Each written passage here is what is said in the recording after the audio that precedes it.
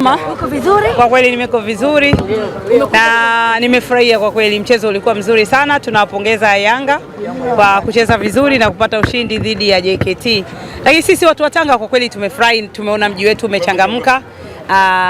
Na watu wa Tanga ni wakarimu, nadhani mmejionea watu ambao wametoka. Kwa hiyo tutaendelea kuweka mazingira mazuri kwa kushirikiana na viongozi wa serikali kuhakikisha Tanga inazidi kuwa bora zaidi katika masuala ya michezo na burudani. Finali imechezwa katika eneo lako hili kwa maana ya Tanga. Kwa kweli niliona makosta zaidi ya 40 yamekuja. Kwa hiyo hongereni sana Yanga, mko vizuri na mnajua sana hamasa.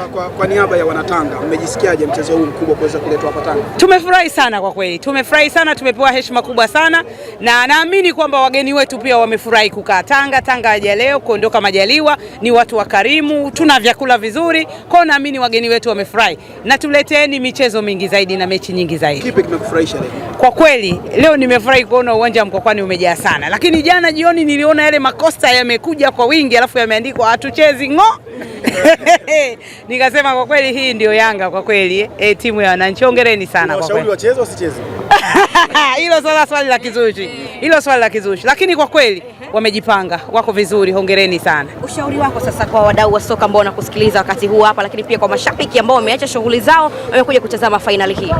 Kwa kweli kama kubwa nimesoma comment 2-3 kuhusu uwanja kwamba pitch inahitaji kuboreshwa zaidi. Kwa hiyo ni uwanja wa chama chetu, lakini kwa kushirikiana na wadau kwa tutaendelea kutafuta wadau wa kuboresha zaidi.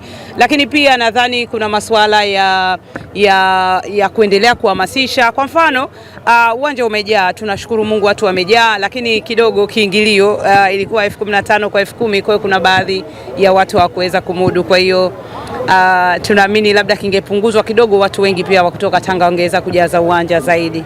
Kwa hiyo sisi tunajua wenye shughuli zetu.